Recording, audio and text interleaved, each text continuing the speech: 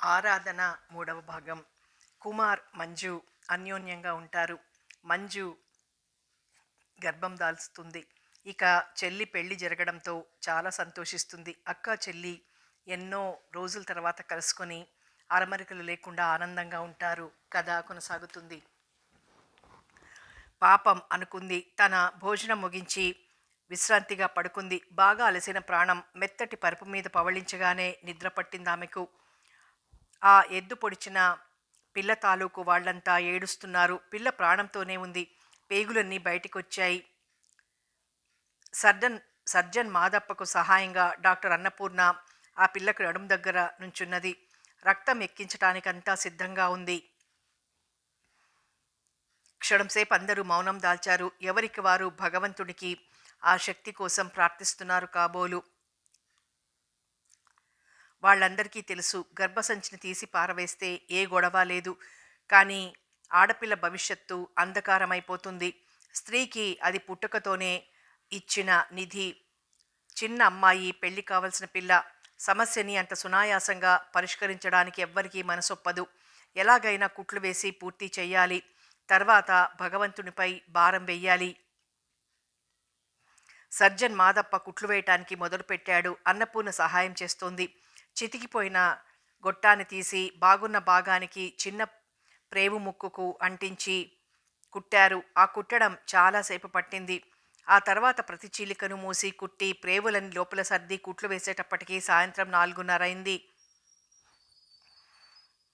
ఆ పిల్ల బల్లపరుపుగా ఉండే మంచం మీద పరుండబెట్టారు.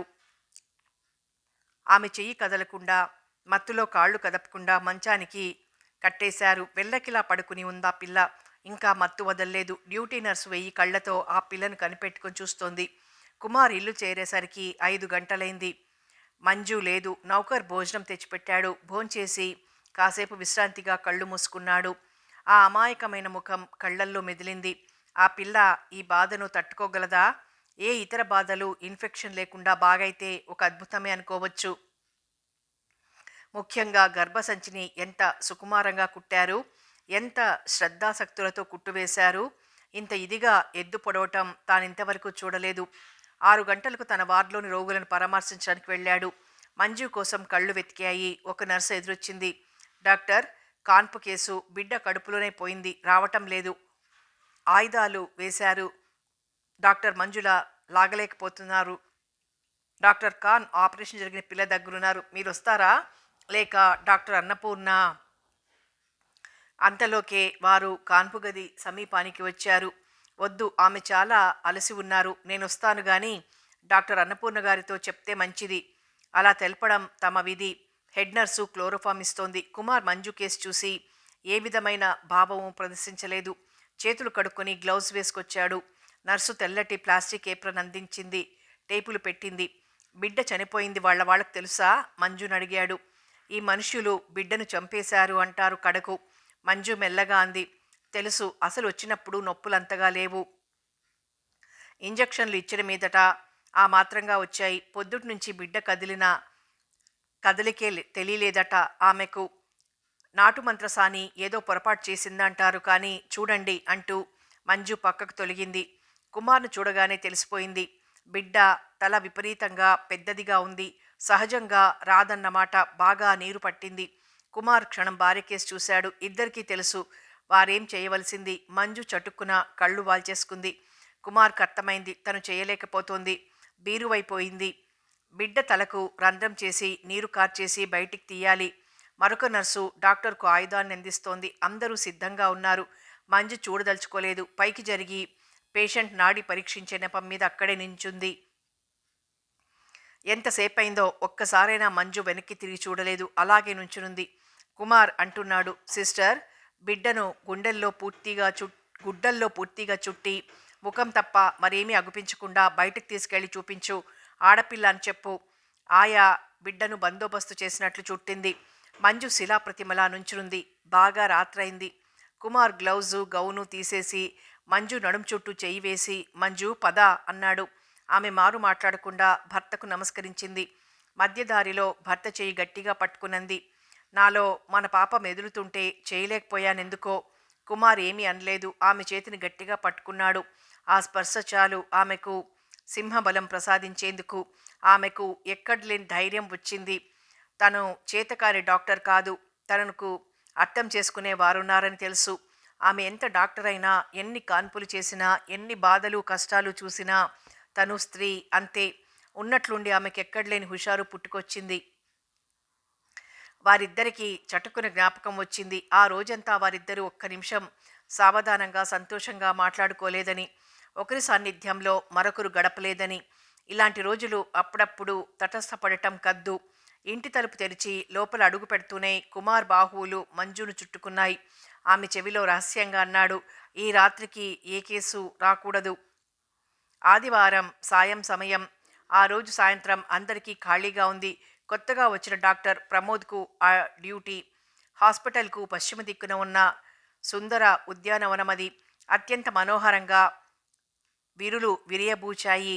నీరెండలో, నృత్యకేళిలో లీనమైన బంగారు బొమ్మల్లా సుగంధ సమ్మిళితమైన వాతావరణంలో చల్లని పిల్లవాయువుల మురళీనాదంలో నాట్యం చేస్తున్నాయా వికసించిన పూలు. గార్డెన్ చైర్స్లో అందరూ ఆసీనులై కబుర్లు చెప్పుకుంటున్నారు. కళ్యాణి, భాస్కర్, మూర్తి కూడా ఉన్నారు. మంజులకు చెల్లిని చూడగానే తన వారంతా జ్ఞాపకానికొస్తారు. తల్లిదండ్రులు, తోబుట్టువులు ఎలా ఉన్నది అడిగి తెలుసుకునేది. అమ్మ గుర్తుకు రావటంలో ఏదో తెలియని బాధ ఆమెను ఆవరించేది. గేటు తీస్తున్న చప్పుడైతే అందరూ ఆ వైపుగా చూశారు. ఖాన్ తలంచుకొని చేతిలో పెద్ద ఫ్లాస్క్ పట్టుకుని వచ్చాడు. దగ్గరకొచ్చిన ఖాన్ కుర్చీలో కూలబడిన తర్వాత కూడా ఎవరిని పలకరించలేదు. భాస్కర్ ముందు మాట్లాడాడు. "మా అక్కగారి మీదికి మనసు మళ్ళినట్లున్నదే. నీ నోట్లో కప్ ఐస్ క్రీం పొయ్యా. మీ అక్క మీదికి మనసు పోతే బాగానే ఉండునోయ్ బావమర్ది. మరి మరో పురుష పుంగవుని మీదికి పోతోంది." ఖాన్ ఒక్కసారిగా మంజు కేసి చూసి, "నీ కోసం ఐస్ క్రీం తెచ్చానమ్మా. నువ్వు తిన్నాక మిగిలితే మాకు పెడితే తింటాం." మంజు ఫ్లాస్క్ అందుకుంది. పేపర్ కప్పులు, చెక్క స్పూనులు జేబులోంచి తీసి బల్ల మీద పెట్టాడు. "ఎవరా పురుషుడు? ఏమా కథ?" "ఐస్ క్రీం తిన్నాక." "అది మంజు తిన్నాక కదా." కుమార్ చాలా సీరియస్గా అన్నాడు. "మంజు తిన్నాక నాకు తప్పక మిగులుతుంది. మీకు మిగలదేమో. ఖాళీ కప్పుల్ని చూసి చప్పరించుకోండి." ఖాన్ హాస్యంగా మాట్లాడుతున్నా అతడిలో ఏదో విషయం కుములుతోందని అందరికీ తెలిసిపోయింది. మంజు అన్ని కప్పులు నింపింది. తలకొకటి తీసుకున్నారు. ఖాళీ చేసే వరకు ఎవ్వరూ ఏమీ మాట్లాడలేదు. భలే సస్పెన్స్. మూర్తి జేబు రుమాలతో మూతి తుడుచుకున్నాడు. "మా అన్నయ్య ఒక అమ్మాయిని పెళ్లి చేసుకోబోతున్నాడు. ఇంకా నయం అబ్బాయిని చేసుకుని." భాస్కర్ అంటుండగానే, "ఆగు ఆగు, అమ్మాయి ఒక రెడ్డిగారమ్మాయి సరేనా? ఇప్పుడను." ఖాన్ ధీమాగా చూశాడు. క్షణం అందరూ మౌనం దాల్చారు. "చాలా ఆశ్చర్యంగా ఉంది కుమార్" అన్నాడు. ఇకనేం ఏదో అనబోయి గబుక్కున ఖాన్ కేసి వింతగా చూశాడు. "మీ అన్నయ్యకు పెళ్ళైనట్లు పిల్లలున్నట్లు తెలుసు. ఇంకెవరైనా?" "ఆహా, ఇంకెవరూ లేరు. ఆ అన్నయ్యే." "ఏ అన్నయ్య? ఏమా కదా?" మూర్తి ముందుకు వంగాడు. "పెద్ద కథ లేదు. తెనాలిలో మా ఇళ్ళు పక్కపక్కనే. ఆ అమ్మాయి బిఏ చదివింది. ఎలా ప్రేమించుకున్నారో నాకు తెలీదు. సినిమా అయినా తీసి చూపించారు కాదు. ఇంకేముంది, ప్రేమించుకున్నాం, పెళ్ళాడుకుంటాం అంటున్నారట. ఏంటో పాడులోకం. డాక్టరీ పాసై 3 ఏళ్లు కావస్తున్నా నా మాటే తలపెట్టరు. పెళ్లి మీద పెళ్ళట. భలే." ఈ మాటలకి అందరికీ నవ్వొచ్చినా గప్చిప్గా ఊరుకున్నారు. "మీ వదిన ఏమంటోంది?" మూర్తి జాలిపడ్డాడు. "ఏమైనా అంటే తనను వదిలేసి కన్నెత్తి చూడడని భయం. ఏం చేస్తుంది పాపం. ఇంత రాద్ధాంతం దేనికట. మీలో 5గురు భార్యలు ఉండవచ్చునుగా. ఇంకా ఎక్కువ మంది కూడా." అర్థవంతంగా ఆపుజేశాడు భాస్కర్. ఖాన్ బాధపడినట్లు చూశాడు. "నిజమే, పెళ్లాడవచ్చు. కానీ ఓ చిన్న సవరణ ఉంది. అందరినీ సమానంగా చూడాలి. పక్షపాతంతో ఒకరిని ప్రేమించి ఆదరించి మరొకరిని కన్నెత్తి చూడకపోతే చాలా పాపం. అందరికీ సమానమైన విలువ ఇస్తే పెళ్లాడినా తప్పులేదు. మహమ్మద్ అలాగే చేశారు. పడుచుపెళ్ళాం మోజులో పడి పెద్ద భార్యను, ముందు భార్యను నిరసించి అగౌరవపరచకూడదు. దీన్ని అందరూ మర్చిపోయి చాలా సులభంగా పక్కన పెడతారు. ఎందరినైనా చేసుకోవచ్చునని భుజాలెగురవేస్తారు. ఈ విషయం కొత్తగా వింటున్నాం." మూర్తి ఆశ్చర్యంగా చూశాడు. "మరి ఏం చెయ్యాలని?" కుమార్ అడిగాడు. "మనం చేసేదేం లేదు. రెడ్డిగారే ఏదో చెయ్యబోతున్నారు. ఆ పిల్లని ఇంకొకళ్ళకి కట్టబెడితే మాకీ భయం పోతుంది. మా వదిన చాలా మంచిది, అమాయకురాలు. ఈ వేదన ఎలా భరిస్తోందో తలుచుకుంటే నాకెంతో ఆవేదనగా ఉంటుంది. కాసేపు అంతా నిశ్శబ్దం. కాకులు పక్షులు అరుస్తూ గూళ్ళు చేరుకుంటున్నాయి. సంధ్యకాంతులు వింత వింత రంగులతో మిళితమై ఆకాశాన్ని పంచరంగుల వర్ణచిత్రంగా మార్చేశాయి. మరి మీ పెళ్లి మాట? మంజు సంభాషణను మార్చింది. మా అమ్మగారి అక్కగారి కూతురు రఫీకాను నాకివ్వటానికి మంతనాలాడుతున్నారు. అరే, పెద్దమ్మ కూతురు కళ్యాణి తనకు నోరున్నదని రుజువు చేసింది. అది మాకు తప్పు కాదు. పైగా వదులుకోని సంబంధం. కళ్యాణి ముఖం అదోలా ఉంది. ఖాన్ గమనించాడు. కొంచెం బాధపడ్డాడు. మీలో మేనమామల్ని చేసుకుంటారు, మాలో అది చాలా తప్పు. ఉత్తరాది కేరళలో దగ్గరి బంధువులను చేసుకోరు. ఇంకా దూరం ఆలోచిస్తే టిబెట్ స్త్రీకి 2-3 భర్తలుంటారు. ఏది తప్పు, ఎవరి పద్ధతులు అలవాట్లు సరైనవి? రాసెల్ అన్నట్లు పాపం అనేది భౌగోళికం. ఒక ప్రాంతంలోని మంచి అలవాట్లు మరో ప్రాంతంలో దురలవాట్లు. ఒకటి సరైనదైతే మరొకరికి సరైనది కాదు. పోనీలే, తనకు తెలియదు. రఫీకా విషయం చెప్పండి. భాస్కర్ ఖాన్ ప్రసంగాన్ని మధ్యలో తుంచేశాడు. రఫీకాను చేసుకోవటం నాకు ఇష్టమే. మూర్తి, నువ్వు చూసావుగా? గుర్తుంది. చాలా అందంగా ఉంటుంది. ఇకనేం, అందంగానే ఉంటుంది. కాస్త పిల్లి కళ్ళతో, అంతేరా. కానీ మా పెద్దనాన్న ఓ ఆంక్ష విధించాడు. ఏమిటది? అందరూ ఉత్సాహంగా వింటున్నారు. ఆయన కూడా డాక్టర్, ప్రైవేట్ ప్రాక్టీస్, ఒక్కతే కూతురు. పెళ్లి చేసుకోగానే రాజీనామా ఇచ్చేసి ఆయన స్థానం నేను తీసుకోవాలట. నీకు నచ్చినట్లు లేదు, అవునా? మూర్తి ఆదుర్దాగా అడిగాడు. అవును, ప్రైవేట్ ప్రాక్టీస్ అనగానే ఆయన ఎన్నో నాటకాలు ఆడతాడు. అంతా డబ్బు కోసం. మానవ సేవ అనే కంటే ఏం సేవ ఎక్కువ అంటే పోతుంది. ఇక్కడ జీతం తీసుకుంటాం. సాధ్యమైనంత వరకు నిష్కల్మషంగా, స్వార్థం లేకుండా పరులకు సేవ చేయొచ్చు.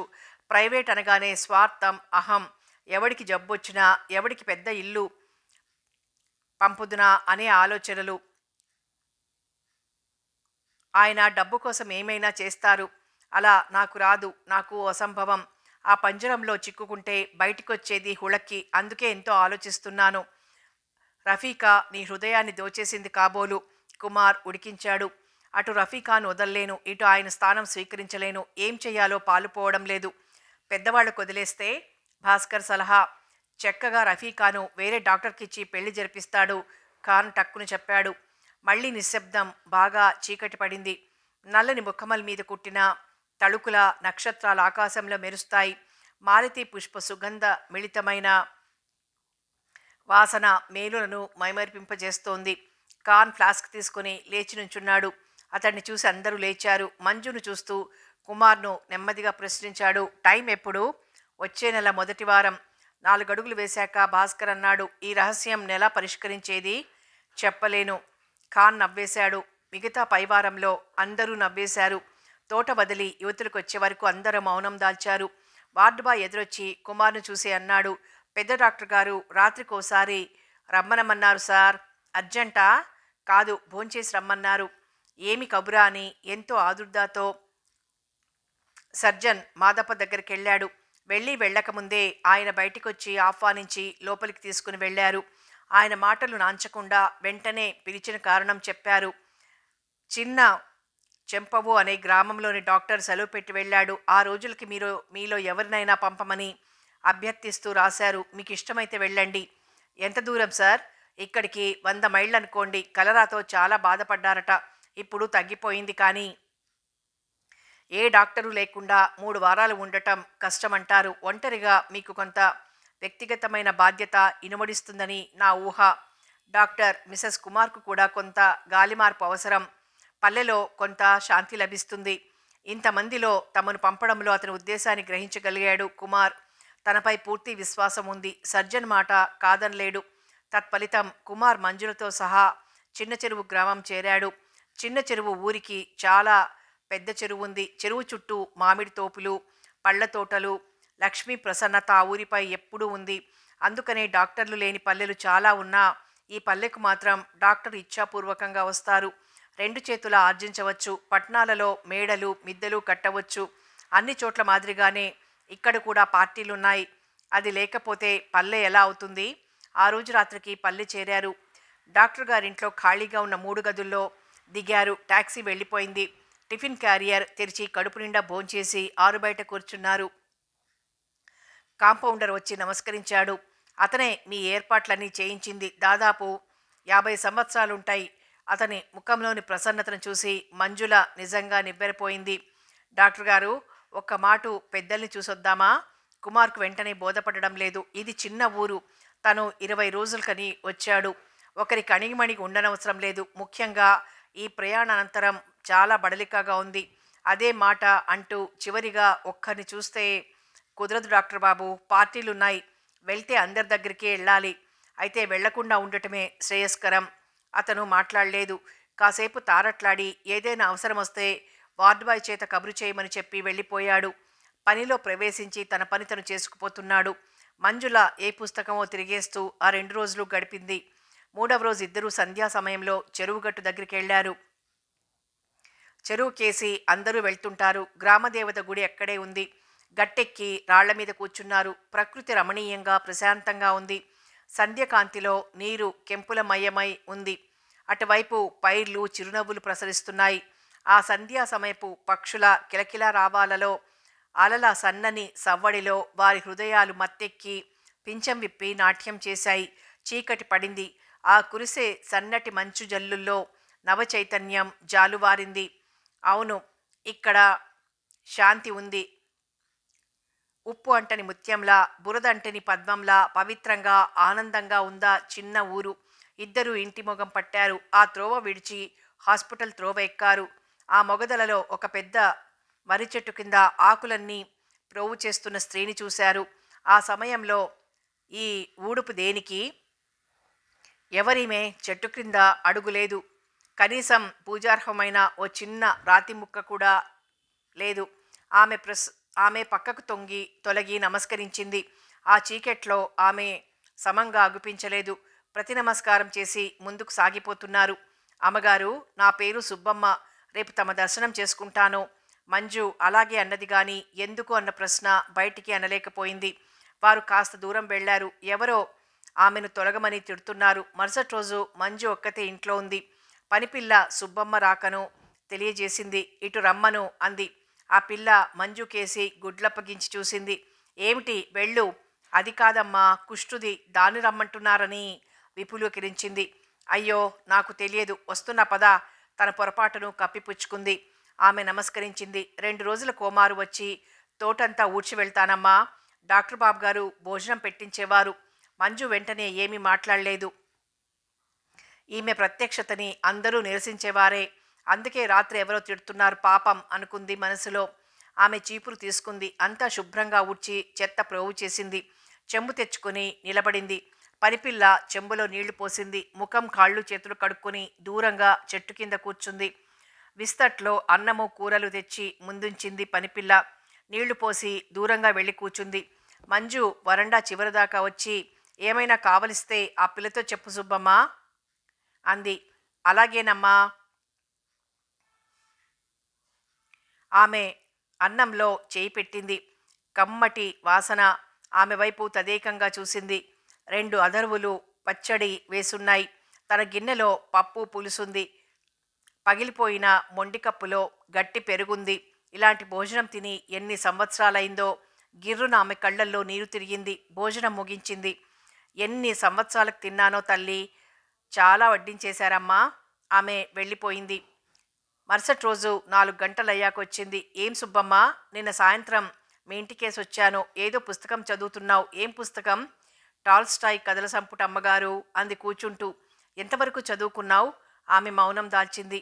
ఎందుకు చెప్పాలి? ఏం లాభం? తెలుసుకొని ఆమె ఏం చెయ్యగలదు?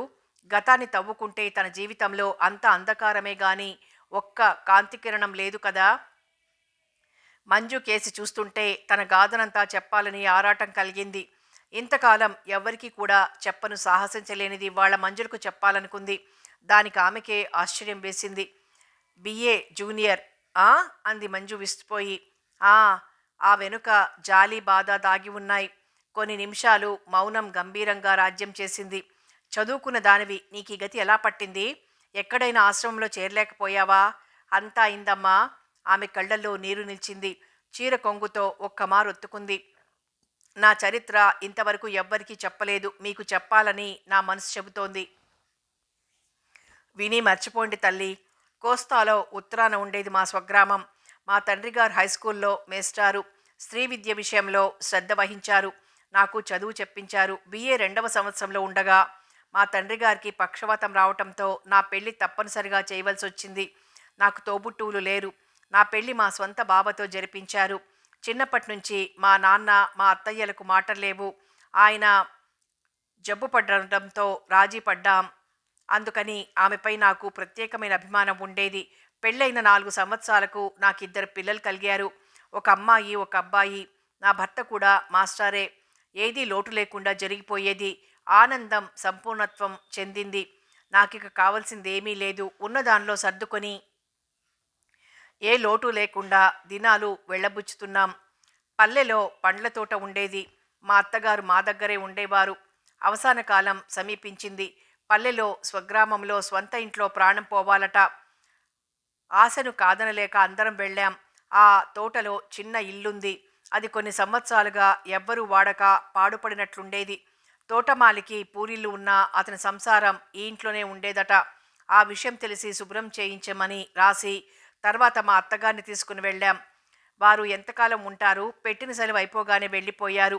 పిల్లలిద్దరినీ కూడా తీసుకుని వెళ్ళారు. అంత చిన్న పిల్లలైనా తండ్రితో వెళ్లేందుకు ఇష్టపడటం నాకంత నచ్చలేదు. నాకు కూడా పిల్లల్ని ఆ పల్లెలో ఉంచాలనిపించలేదు. అంతా ఆ దైవ సంకల్పం. ఉన్నట్లుండి మా అత్తగారు ఆరోగ్యవంతులయ్యారు. స్వంత ఇల్లు, వాకిలి, పుట్టిన మెట్టిన గడ్డ ఆమెకెంతో ఆనందంగా ఉండేది కాబోలు. మా తోట ఊరికి 4-5 మైళ్ళ దూరంలో ఉండేది. జనసంచారం ఉండేది కాదు. కానీ బస్సు రోడ్డు దగ్గర ఎప్పుడూ బండ్లు నడుస్తూ నిర్విరామంగా సందడి చేస్తూనే ఉండేది. యజమానులు ఉండటంతో తోటమాలి శ్రద్ధగా పనిచేసేవాడు. అలా 6 నెలలున్నాం. కూరగాయలు అవి పండించటంతో మాకు ఆ ఏడాది డబ్బు బాగానే ముట్టింది. మా అత్తగారికి బాగున్నట్లుగా ఉంది. ఇక అక్కడ ఉండటం అనవసరమని ఇంటికి తిరిగి వచ్చేశాం. ఆ ఇల్లు తోట కౌలుకిచ్చి వచ్చేశాం. ఇల్లు చేరిన 3-4 రోజులకు చేతుల మీద తెలుపాటి మచ్చలు కనిపించాయి. ఏదో అనుకున్నాం. స్పర్శ లేక, వెంట్రుకలు లేక, శ్వేత రహితమైన ఈ మచ్చలు చూసి మొదట భయపడింది మా డాక్టర్ గారు. ఈ జబ్బు నాకెలా వచ్చిందని ఎంతో ఆశ్చర్యపడ్డారు. తరువాత తెలిసిందనుకోండి. ఆ తోట ఇంటి వెనక ముందు వరండాల్లో రాత్రిళ్ళు ఎవరెవరో వచ్చి వండుకునేవారని, కొందరు అక్కడే వండుకుని తినేవారని, తోటమాలికి ఏదో ముట్టజెప్పేవారని, అంటే మాలి మా నుంచి చాలా విషయాలు దాచాడన్నమాట. 4-5 చోట్ల నా చర్మాన్ని కోసి చిన్న ముక్కలు తీసి కుష్ఠరోగుల ఆసుపత్రికి తీసుకెళ్లమన్నారు. మా వారు వెళ్ళి 3వ నాటికంతా తిరిగొచ్చారు. వారి ముఖం చూడగానే నాకంతా అవగాహనమైంది. ఒక్కసారి భూమి బద్దలై నన్ను మ్రింగినా బావుండును అనిపించింది. ఇకపై నేను వారికి ఏమీ కాను. ఒక రోగిని, పరాయి దాన్ని. స్పృహ తప్పి పడిపోయాను. లేచి చూసేసరికి అక్కడే ఉన్నాను. మా అత్తగారు కాస్త దూరంలో కూర్చుని ఉన్నారు. డాక్టరు అనుమానం తెలిసినప్పటి నుంచి నాకుగా నేను అందరికీ దూరంగా ఉండిపోయాను. కానీ అమ్మా, పిల్లల్ని దగ్గరకు తీసుకోకుండా అంటకుండా ఉండటం సహించలేకపోయాను. కన్నీరు కరువైపోయింది. మమత చంపుకున్నాను. జీవితం మీద విరక్తి కలిగింది. నేనే పాపం చేశానని నాకీ శిక్ష? ఈ జబ్బు త్వరగా ఎవ్వరికీ అంటదు. అయితే నాకంటింది. భగవంతుణ్ణి అనకుండా ఎలా ఉండగలను? అంతే. మరుసటి రోజు కావలసిన సామాన్లతో బయలుదేరాను. ఆమె ఆపుచేసింది. వికృతంగా మారిన ఆ ముఖంలో ఏనాటి బాధో తాండవం చేస్తోంది. మంజు జాలిగొలిపే చూపులతో చూస్తోంది. ఆయన నన్ను విడిచి వెళ్ళిపోయారు. ఒక్క మాట నన్ను అజ్ఞాతంగా ఉంచటానికి ఆయత్తం చేసింది. నా పిల్లల భవిష్యత్తు నాశనం కాకూడదు. వారి కోసం నేను సర్వం త్యజించి దూరంగా ఉండిపోవాలి. వారి కోసం నేను ఈ త్యాగం మాత్రం చేయగలను అనుకున్నాను. అమ్మా, ఈ జబ్బు వంశపారంపర్యంగా రాదు. పిల్లల్ని మాలాంటి వారికి పుట్టగానే తల్లి నుంచి దూరం చేసి పెంచుతారు కదా. ఇది అంత త్వరగా అంటే అంటువ్యాధి కాదు కదా. చదువుకున్న పెద్దలే చూస్తూ చూస్తూ కుష్ఠరోగికి పుట్టిన బిడ్డల్ని చేసుకోరు. అలాంటప్పుడు నా బిడ్డల భవిష్యత్తు సౌభాగ్యవంతంగా ఉంటుందన్న నమ్మకం ఏమిటి?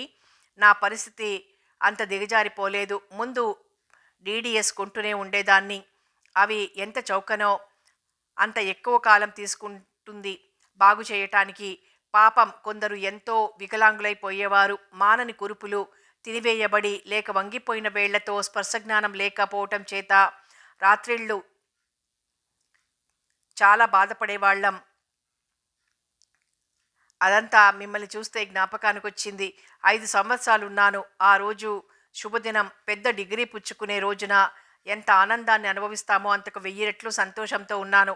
మేమంతా 15 మందిమి. పెద్ద డాక్టర్ వచ్చి సర్టిఫికేట్ చదివి సంతకం ముద్ర వేసి చేతికిచ్చారు. అదే మా డిగ్రీ. Doctor degree. ఆమె పగలబడి నవ్వింది. ఆ నవ్వులో ద్వేషం, కోపం, జిగుప్స, దుఃఖం కలిసి మిళితమై ఉన్నాయి. 32 సంవత్సరాలు స్త్రీ. 5 ఏళ్లు మందు తీసుకుని బాగుపడినది. నెగిటివ్.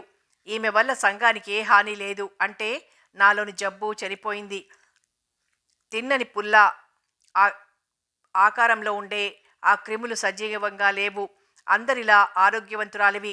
నా పరిసరాలు హీయమైనవి కావు. నేను తిరిగి సంఘంలోకి వెళ్ళిపోవచ్చు. వెంటనే మేమనుకున్న భాషలో వైరిచ్చాను. సామాన్లు సర్దుకున్నాను. వారి రాక కోసం ఎదురు చూస్తున్నాను. వారిని చూసి 3 సంవత్సరాలైంది. నా పిచ్చి ఎంతో ఆశ పెంచుకొని కనిపెట్టుకొని చూశాను. ఇక ఆసుపత్రిలో మాలాంటి వారికి తావులేదు. తెల్లారితే మా దారి మేం చూసుకోవాలి. ఆ రాత్రి టెలిగ్రామ్ వచ్చింది. ఒక్క మాట, సమ్మెటపోట్లే అయ్యాయి. నువ్వు రావద్దు. నీ పిల్లల భవిష్యత్తు చూడు. రెండవ భార్య, 2 పిల్లలున్నాం. మమ్మల్ని నాశనం చెయ్యకు. గుండెలు 1000 వక్కలయ్యాయి. ఎక్కడికైనా వెళ్ళిపోమ్మని 100 రూపాయలు పంపాడు. ఏం చెప్పను తల్లి, నేనింకా రోగినే. నా సర్టిఫికెట్లు చిత్తు కాగితం మాత్రమే. 1,00,000 రూపాయల చెక్కు. కానీ అది చెల్లదు. దమ్మిడీకి విలువలేదు. అన్ని జబ్బులు నయమైనాక మనిషిలో మార్పు ఉండదు కదా. విశ్రాంతి, సరైన ఆహారం తీసుకుంటే మామూలు రూపం వచ్చేస్తుంది. ఇదేమిటి, పోతూ పోతూ తన జ్ఞాపకార్థం కొన్ని చిహ్నాలను చిరస్థాయిగా మాలో ఉంచి వెళ్తుంది. నేను బాగయ్యాను, మామూలు మనిషి అని మొత్తుకుని సర్టిఫికెట్ను చూపించినా నమ్మరు. నమ్మినా చేరదీయరు. నాకు బోధపడిన సత్యం ఇది. నా ఆశలన్నీ అడియాసలయ్యాయి. నా ఆనందం నీటి బుడగైంది. ఎవరి కోసం బ్రతకాలి? డబ్బు చేతిలో పడగానే అజ్ఞాతంగా వెళ్ళి నా పిల్లల్ని చూసొచ్చాను. ఆయన స్టేషన్కి వచ్చి ఎక్కించారు. 100 రూపాయలు ఇచ్చారు. నాకిలా అయిందనగానే అంతా అమ్ముకుని పట్నంలో స్థిరపడిపోయారు. అక్కడికెళ్ళి చూసొచ్చాను. అయితే నేనెక్కడికి వెళ్ళాలి? అడుక్కు తినాలా? పని చేసుకోనివ్వరు కదా. నాలాంటి దాన్ని ఏ పనికి మాత్రం పెట్టుకుంటారు? గమ్యం లేక పిచ్చిదాన్నైపోయాను. నాతో పాటు బాగైన లక్ష్మీదేవి అనే పల్లెపడుచుని ఈ ఊరు ఎరుకల మనిషి అయితేనేం నన్ను చేరదీసి ఇక్కడికి తీసుకొచ్చింది. బుట్టలు తట్టలు అల్లి యాచించి నన్ను కూడా పోషించేది. నేను మీలాంటి వారి తోటల్ని ఊడ్చి ఏదైనా తవ్వమంటే తవ్వి కడుపు నింపుకుంటాను. నా మరిది అప్పుడప్పుడు డబ్బు పంపేవాడు. సంవత్సరానికి ఒకసారి పరీక్షకని వెళ్తాము. అంతా పరీక్షించి నెగటివ్ అని పంపిస్తారు. కానీ తల్లి ఏం లాభం? మమ్మల్ని ఏ పనిలో కూడా పెట్టుకోరు. అక్కడేమో అడుక్కు తినవద్దు అని ఆదేశిస్తారు. గడ్డి కోసి తెస్తే అమ్ముకొచ్చేది, పిడకలు చేస్తే అమ్ముకొచ్చేది. ఆ పల్లెలో పిడక గడ్డి ఎవరు కొంటారు తల్లి? పాపం నానాయాతన పడేది. ఒకరోజు పాము కరిచి నిమిషాల్లో ప్రాణం విడిచింది. నన్నొంటరిదాన్ని చేసిపోయింది. ఆమె హృదయ విదారకంగా రోదిస్తోంది. మంజు కడుపు తరుక్కుపోయింది. అప్పట్నుంచి నా పొట్ట గడవటమే కష్టమైపోయిందమ్మా. బంధనాలన్నింటినీ తెంపుకొని వచ్చేశాను గాని లక్ష్మి పోవడంతో నాలోని సహనం, అహం, ప్రేమ అన్నీ నశించిపోయాయి. నా హృదయం శిలైపోయింది. మంచి చెడు రెండింటికి తేడా లేదు. ఆకలి బాధ తీర్చుకోవాలి, అదే నా ధ్యేయం. నా సంతానం పట్ల నా విధి నిర్వహించాను. నా కర్తవ్యాన్ని పాలించాను. అదే నా తృప్తి. ఆమె అశ్రునయనాలను కొంగులో ఒత్తుకుంది. నీ భర్త డబ్బు పంపడా? సుబ్బమ్మ వింతగా మంజు కేసి చూసి స్పృహగా నవ్వింది. హృదయంలో ఇన్ని సంవత్సరాలుగా కరడుగట్టిన బాధంతా ఇవాళ మీతో చెప్పటంతో కరిగిపోయి కొంత హాయిగా ఉందమ్మా. డబ్బు మాట, అయ్యో తల్లి, ఇప్పటికి 5 ఏళ్ల నుంచి నాకు డబ్బు పంపే దిక్కులేదు. మరిది పోయాడు. ఇన్ని సంవత్సరాలుగా హృదయాన్ని శిలగా చేసుకొని నా అన్నవారు లేరని భావిస్తూ సన్యాసినిలా గడిపాను. ఈ వయసులో నాకెవ్వరి మీద ప్రేమ కానీ అభిమానం కానీ లేదు. అన్నింటికీ అతీతురాలనైపోయాను. ఇప్పుడు డబ్బు రావాలి, నా బ్రతుకు తెరువు అది అన్న ఆలోచన కూడా లేదు. అక్కడికి వెళ్ళి బెదిరించి డబ్బు రాబట్టుకోవాలన్న కోరిక నశించింది. నా విధిని నేను నిర్వహించాను. అంతేనమ్మా, అంతే. ఇదంతా మీ కడుపులో దాచుకోండి తల్లి. ఆమె చీపురు చేతపుచ్చుకుంది. మంజు ఆర్ద్ర నయనాలతో ఆమె వైపు చూస్తోంది. తను డాక్టర్. తనకన్నీ తెలుసు, కానీ ఆమెను మామూలు మనిషిగా సృష్టించలేకపోయింది. మానవుడిలో ఎంత హీనమైన బలహీనత దాగి ఉంది, ఎంత భయం! విషపు కోరలను పీకినా, నాగుపాము హానికరం కాకపోయినా దాన్ని చూస్తేనే భయం. కాదా? పాపం. పాపం అనుకోవటం తప్ప తనేం చెయ్యగలదు? హృదయం క్షోభించింది. ఒక్కసారి దీర్ఘంగా నిశ్వసించింది. కుమార్ వచ్చాడు. చెప్పదగినంత వరకు 4 మాటల్లో చెప్పింది. అతను కూడా పాపం అన్నాడు, అంతే. సాయంత్రమైంది. హాస్పిటల్లో జనం ఎక్కువ మంది లేరు. కాంపౌండరు, కుమార్ ఏదో మాట్లాడుకుంటూ కూర్చున్నారు. తోటమాలి వీరన్న అటువైపుగా వచ్చాడు. దండాలండి బాబూ, దండాలయ్యా అన్నాడు. ఆ, పెళ్లి హడావిడిలో తోటకు రావటమే మానేశావు, కాంపౌండర్ గారు పలకరించారు. ముసలాడు నవ్వాడు. ఎల్లుండి లగ్గం, తమరు తప్పకుండా దయచేయాలి డాక్టర్ బాబు. తమరు కూడా కట్టమనుకోకుండా రావాలి. పేదోడిని, మీ దయ. ఎవరి పెళ్ళి? కుమార్ మామూలుగానే అడిగాడు. మా చిన్న బిడ్డది. అల్లుడేం చేస్తున్నాడు? ఆయనకేం మారాజు, 3 ఎకరాల మాగాణి, ఎకరం మామిడి తోట, గొడ్డు గోద అన్నీ ఉన్నాయి. నాకు చిల్లి గవ్వ ఖర్చు లేదండయ్యా, అంతా వాళ్లదే. అదృష్టవంతుడివే బాబు. ఈ కాలంలో కట్నం లేకుండా పెళ్ళిళ్ళు కావటమే కష్టం. ఈ అల్లుడు బుద్ధిమంతుడు. అందరూ డాక్టర్ గారు అప్పుడే పొగడకండి. తాత తన 16 ఏళ్ల కూతుర్ని 45 ఏళ్ల వానికి ఇస్తున్నాడు. అది 3వ సంబంధం. మొదటి భార్యకు సంతానం లేదని రెండో పెళ్లి చేసుకున్నాడు. ఆమెకు కూడా బిడ్డలు కలగలేదు. ఇది 3వ పెళ్ళన్నమాట. చూసి చూసి ఎవరిస్తారు? బీదవాడని ఆశ చూపించి చేసుకుంటున్నాడు. ముందర 2 పెళ్లిళ్లకు హాజరయ్యాను, ఈ పెళ్లికి కూడా వెళ్ళి రావాలి. కాంపౌండర్ మాటలకు ఆశ్చర్యపడిపోయాడు. జాలిగా తాతవైపు చూశాడు కుమార్. నా బిడ్డ చేయి చూచి గంపెడు పిల్లలు తల్లవుతాడని చెప్పింది ఎరకలమ్మ. ఏం బాబు, అమ్మ పలుకులు నిజం కాదా? నిజంగా నా బిడ్డ మగబిడ్డను కంటే మైపూత బంగారమే అవుతాది. దాని అదృష్టం బాగుండాలి.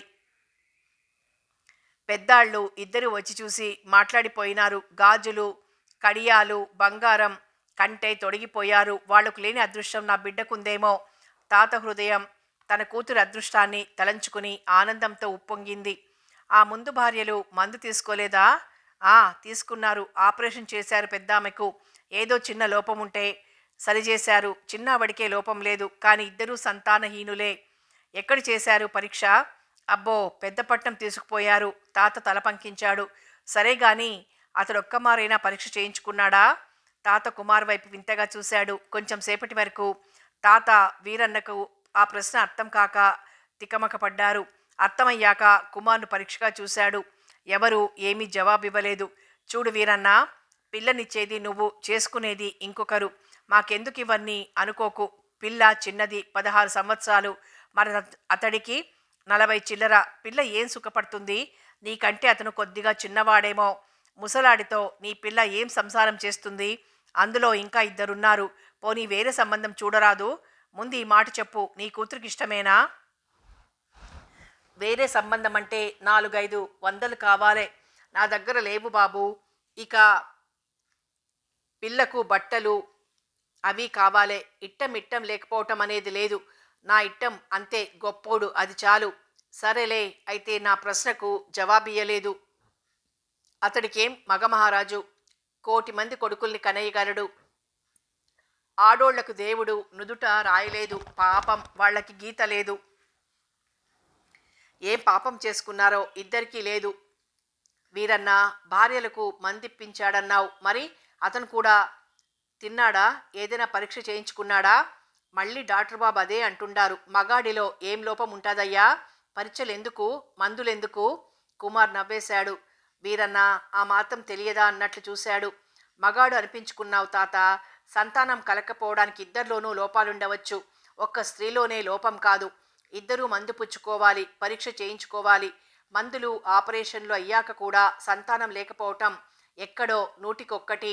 మొదటి భార్యకు లేకపోతే సరే, పోనీ రెండో భార్యకైనా సంతానం కలగాలిగా. ఇద్దరిలో దోషమేనా? లేదు, మాకు తెలుసు, అది పురుషుడిలో లోపం. అతను చూపించుకుంటే వాళ్లకే సంతానం కలగొచ్చు.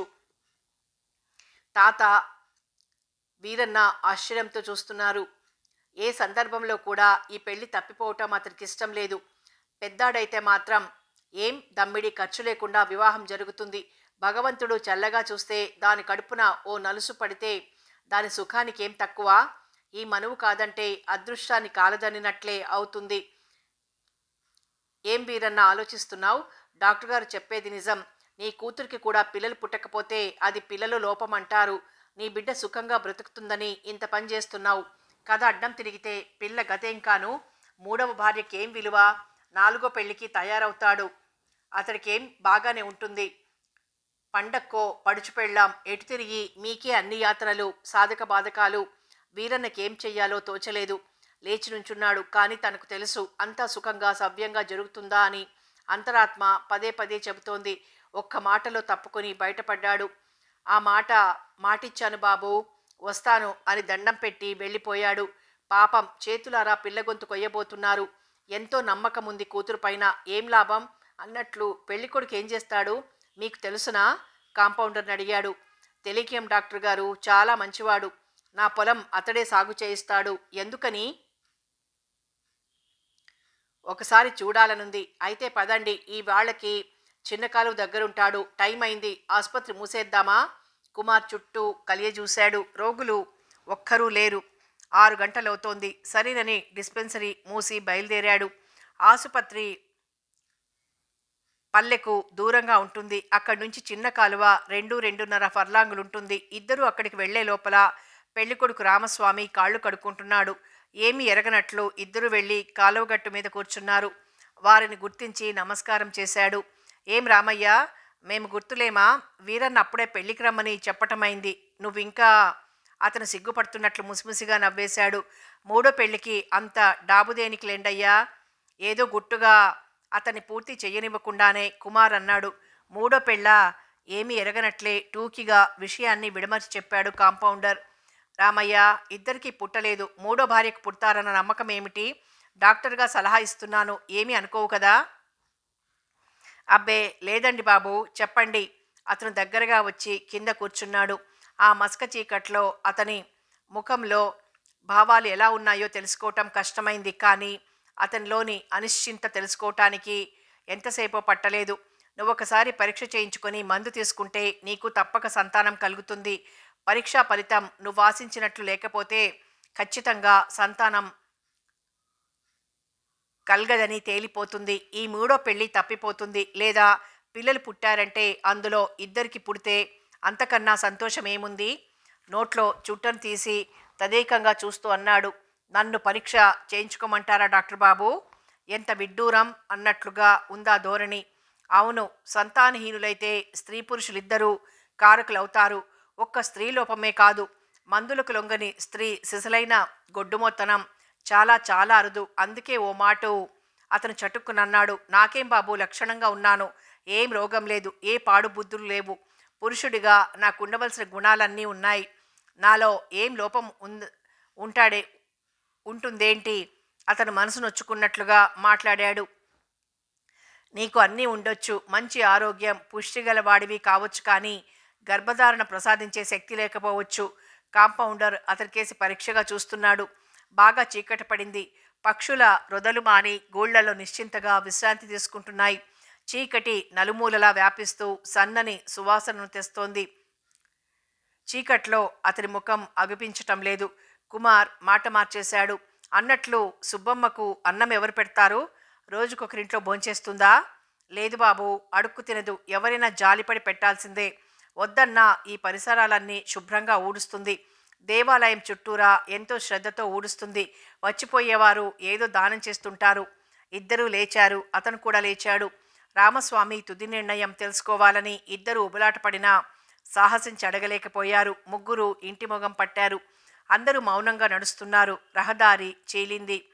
రామస్వామి తడపటాయిస్తూ మెల్లగా అన్నాడు. వాళ్ళిద్దరూ పట్టుబట్టారు బాబు.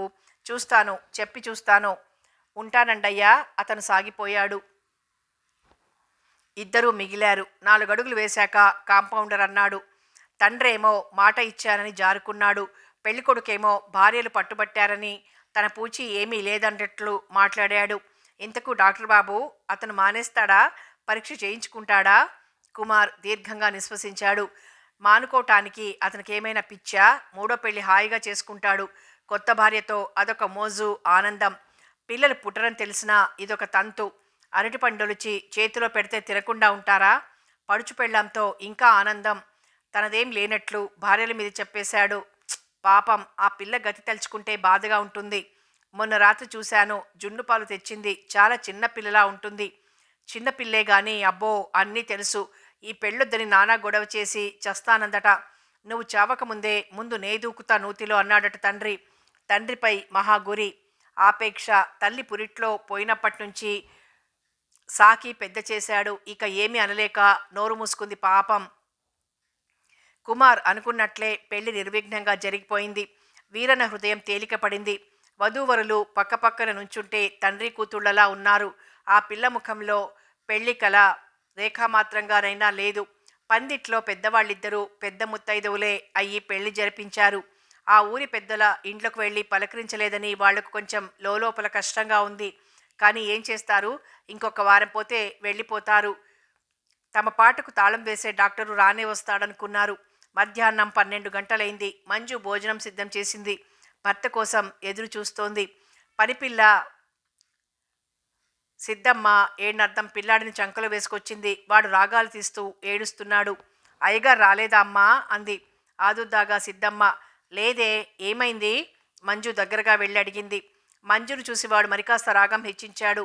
ఆడుకుంటాడు కదా అని 5 పైసలు ఇచ్చానమ్మా. నోట్లో వేసుకుని మింక కూర్చున్నాడు. నువ్వు చూసావా? మా అమ్మ చూసింది. అప్పటికే 4-5 అమ్మలక్కలు చేరారు. ఏదో ఒక నెపంతో డాక్టర్ అమ్మగారిని చూడాలని వాళ్ళ కోరిక. ఇదొక సందు దొరికింది. ఎదురింటి, పక్కింటి, వెనకింటి స్త్రీలు నెమ్మదిగా వచ్చి చేరారు. అయ్యో పాపం, దొడ్డికి వెళ్తే వస్తుందిలేవే, జడుసుకున్నాడు అంతే. ఇంటికి తీసుకెళ్ళి విరోచనాలకి మందు తీసుకెళ్ళి పోసేస్తే దొడ్లో వస్తుంది, మరేం భయం లేదు, ఒక ఆమె సలహా ఇచ్చింది. మంజు ఆతృతగా అంది. వద్దొద్దు, విరోచనానికి మందు వేయకూడదు. విరోచనమైతే మలం పల్చబడి బిళ్ళను నెట్టుకు రాలేదు. గట్టిగా ఉంటే బిళ్ళ మలంకు అంటుకుపోయి వచ్చేస్తుంది. ఇదేదో కొత్తగా ఉంది. ఎంత డాక్టర్ అమ్మైనా అందరూ అనుసరిస్తున్న పద్ధతులకు వ్యతిరేకంగా ఏదో చెబుతోంది. మీ కొత్త వాళ్ళంతా అంతే, వాళ్ళేం చెబుతున్నారో వాళ్ళకే తెలీదు. మంజు లోపలికి వెళ్ళి డబుల్ రొట్టె కొంచెం 4 బిస్కెట్లు తెచ్చి వాడి చేతుల్లో పెట్టింది. వాడు ఏడ్పుకు స్వస్తి చెప్పి ఇచ్చిన వాటిని బుద్ధిగా అందుకుని తినటం మొదలుపెట్టాడు. సిద్ధమ్మ మంజు చెప్పినట్లు చేయటానికి నిర్ణయించుకుని ఇంటికెళ్ళింది. 1 గంట కావస్తోంది. ఎవరో తలుపు తట్టారు. మంజు తలుపు తెరిచింది. ఒక ముసలతను నుంచునున్నాడు. ప్రెసిడెంట్ గారి కారు కింద ఎవరో పడ్డారమ్మా. అయ్యగారు రారు, చెప్పి రమ్మన్నారు. మంజు తలుపు తీసుకుని లోపలికెళ్ళింది. కుమారు వస్తే గాని తనకు అన్ని వివరాలు తెలియవు. భోంచేసి ఏదో పుస్తకం పట్టుకొని కూర్చుంది. 12 గంటలకు డిస్పెన్సరీ మూసేసి ఇంటికి బయలుదేరబోతుండగా కరణం గారి పాలేరు పరుగుల మీదొచ్చాడు. ప్రెసిడెంట్ గారి కారు కింద ఎవరో పడ్డారు అని కుమార్, కాంపౌండర్ ఇద్దరూ కలిసి ప్రమాదం జరిగిన స్థలానికి వెళ్లారు. వారక్కడ చూసింది ముందు చక్రం రాపున పడి ఉన్న శవాన్ని. అది శవమని తెలుసుంటే ఇంత దూరం వచ్చేవారు కారు. రక్తపు మడుగులో పడి ఉన్న ఆ వ్యక్తి ఎవరో తెలుసుకోలేకపోయారు. అంతలోకే పోలీసు వాళ్ళొచ్చారు. ఫోటోలు తీసి శవాన్ని ముందు చక్రాల నుంచి యువతలు తీశారు. ఒక్క క్షణం కుమార్ గుండె కొట్టుకోవటం మానేసింది. కళ్ళు మూసుకొని మళ్ళీ తెరిచి చూశాడు. సందేహం లేదు, ఇది 100కి 100 రామస్వామి శవం. కాంపౌండర్ అయ్యో అని బిగ్గరగానే అన్నాడు. గుంపు కూడిన జనం తలో మాట అంటున్నారు. ముఖం క్రిందికుంటే తెలియలేదు. రక్తపు మడుగులో ముఖం స్పష్టంగా తెలియలేదు. పాపం, వెంటనే చనిపోయినట్లున్నాడు. పాపం, ఆ పిల్ల పసుపు కుంకుమ ఇంతటితో సరి. నుదుట రాత ఎవరు తప్పించగలరు? ఆ పిల్లకి ఎవరేమని చెబుతారు? ఆ ముసలాడు భరించగలడా? కుమార్ నవనాడులు బిగుసుకుపోయాయి. ఎంతటి దారుణం! ఇంత ఘోరం జరుగుతుందని ఎవరైనా అనుకున్నారా? ఆ పిల్ల వైధవ్యంలో ఇక కృంగి కృషించిపోవలసిందేనా? ఈ పెళ్లి వల్లనే ఇంత కీడు సంభవించిందని ఆ పిల్లను రాచి రంపాన పెడతారు కాబోలు. తన పరీక్షకు శవాన్ని హాస్పిటల్కి తీసుకుని వెళ్ళారు. కుమార్ గౌన్ తొడుక్కుని శవం దగ్గరికి వెళ్ళాడు. వార్డు బాయ్తో చెప్పి శవాన్ని కోయిస్తూ పరీక్షించే సమయంలో కాంపౌండర్ వచ్చి ఊరి పెద్దలు పిలుస్తున్నట్లు చెప్పాడు. పరీక్ష మొదలైందని అయిపోగానే వస్తానని చెప్పమన్నాడు. కానీ కాంపౌండర్ కదల్లేదు. అలాగే నుంచుని చూస్తున్నాడు. కుమార్ తన పనిలో నిమగ్నమై అతన్ని గమనించలేదు. పరీక్ష చేస్తూ నోట్సు, రిపోర్టు రాస్తున్నాడు. కథ కొనసాగుతుంది.